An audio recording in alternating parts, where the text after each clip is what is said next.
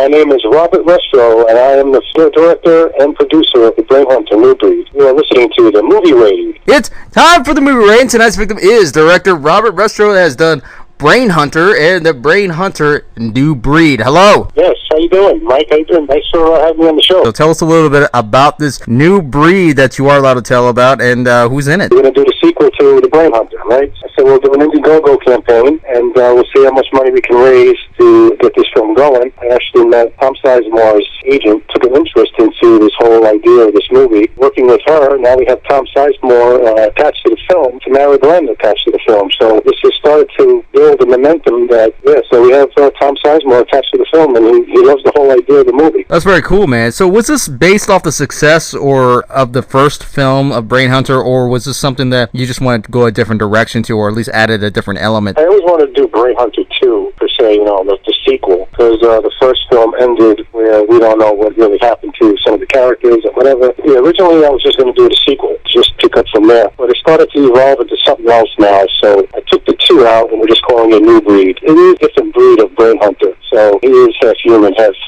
alien creature. We took a different road, but now it's even taking a bigger turn because now we have main people attached to it. So this film is becoming something bigger than I anticipated. It's an action film, suspense, and a little more gory than the first film. In terms of getting this film out there once this coronavirus is settled down and everything is somewhat normal, how do you plan to get this movie out there? Are you going to circulate it through more festivals, or do you want to go through parenting companies, or are you going to do it yourself and then start your own way and getting it out there on your own like that? I'm hoping we can get this on Netflix. That's my goal. If not, we'll just keep moving on to something else, so maybe just distributing companies, or we'll see if Lionsgate wants to pick it up. We are going to film this movie on Red One cameras. This movie's going to be really professionally done. I'm hoping some of these big companies will pick it up. But I will still enter it in festivals and things like that. And was it challenging for you for the first film as well, or is this going to be more challenging for you now for this film, aside from... With the virus, it is going to be an obstacle, but we're going to try to work around it. We have sanitizers on set. We have hand wipes, masks. Make sure cast members stay away from each other. Try not to have too many people on set.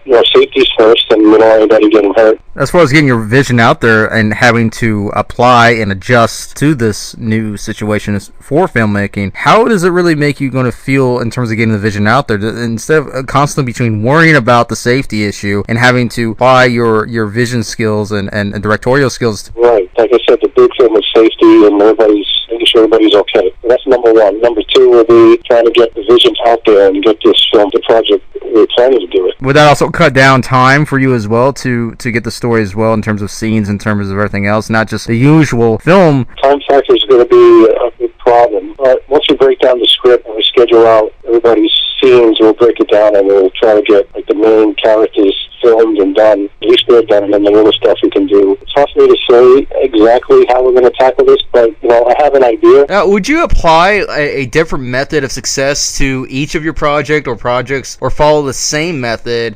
previously to that film that already succeeded the first time, and rely on that success specifically, or would you rather go for other methods on each individual film? Well, the first film took us 2 years to film, so it was a long time on a very low budget. We're not trying to go that route on this movie because we have a different type of cast, different type of talent. We have to quit time crunching on this movie, but there's no 2 years filming this movie. This movie's got to be filmed at least in a month. 18 days to 20 days shoot. This movie's got to be done. There is a big difference from the first film. Right now we're just getting everything ready. We're getting the cast locked down. We're doing a lot of pre-production stuff, storyboarding and makeup designs and stuff like that. With Joe Castro, he's doing all the special effects makeup and creature design for the movie, so he's working on that. Yeah, the first Brain Hunter was pretty simple prosthetic makeup. It's okay to save that extra money for the special effects, because that's one of the top key things that you need is really good effects, and equal just as important as everybody else on the crew itself. And because you really can't afford to just have something that simple anymore unless the effect is going to work simplistically. I'll pick up from the first one and basically shoot it myself, and try to do mostly everything myself. A lot of people on board have a lot of experience in different areas. They like the characters, they like the whole idea. Hopefully we can pull this off. When it comes to like judgment accepted by especially like the audience, of course, and can be accepted by actors, in a director's position especially, does it help adjust the vision, or do you think it can actually be more costly if you think that kind of a judgment would affect the director's point of view and vision and value of what the project is? I have a really big vision for this film. I mean, I had a big vision for the first one. It's just that we didn't have the money to do a lot of things. But this film, I have a really big vision for it. I see almost being like a cult film down the road. I have a lot of different ideas, different ways to shoot this movie. I don't think anybody has really done too much in the horror films. I go over that with my camera guy. He's really good. He's done some of these Star Wars fan films, and made what he's done with the camera to this film, what he's done. I think if he pulls it off like that, we're going to have some really, really outrageous shots in this movie. Not going a direct route how to get the right crew for your project can actually be a majestic thing. I mean, it can be a miracle because, like you just mentioned, you got someone that hasn't exactly done just straight up horror or within the type of project that you do, films, and having as far as camera work or whatever, but the fact that you get a different talent and other talents and combine a whole cockeyed looking combination, but having to get it out there and having to mix it right or try to get it mixed right. It all depends of the public, of course, but how do you feel with this film having such a mixture of all this stuff going on? How do you feel that it can actually still be a solid project into place? Once we edit it,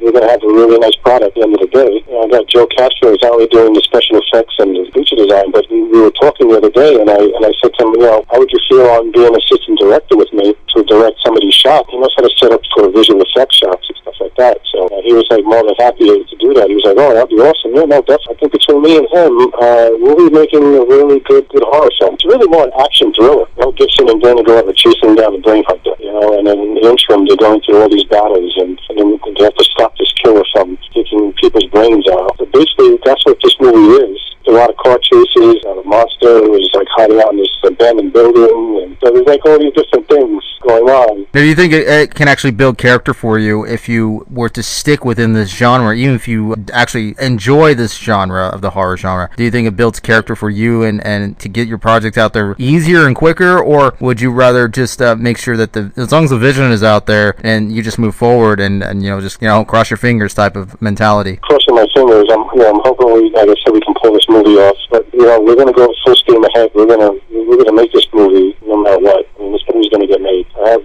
Tom's agent. She's worked on a lot of investors to look at this film. Everybody likes the idea. They think it's really different. So hopefully all this stuff clears up. We go full steam ahead and we start shooting next year. Go and plug in any websites or anything that we can check out right now. We had the first Brain Hunter. It's on Vimeo. Film Fest Distribution Company picked it up, Hollywood Film Fest. So you can get it through Film Fest Distribution on demand, and you can purchase it. I think it's like $5, something like that. So hopefully it'll be like on Apple TV, it'll be on Amazon, it'll be Roku. You can see the first Brain Hunter on Vimeo right now on demand. So everything else, I have it on my Facebook channel, Resto Films. We started another film, a short film last year called Z Dead End. It's a zombie film that I was going to do before the Brain Hunter, Blue Breed. Put that on the back burner because I was going to need a lot of money to do. So you know what, we'll just do Brain Hunter 2. It shouldn't be that bad because it's a sequel. But like I said, now it's turned into something bigger than I intended. So put the Z Dead End on the back burner. But a lot of people want to see the Z Dead End done too. So if we get Brain Hunter done, we'll get Z Dead End done after that. And there you have it, everybody. That is director Robert Resto. Thank you. Thank you very much for having me.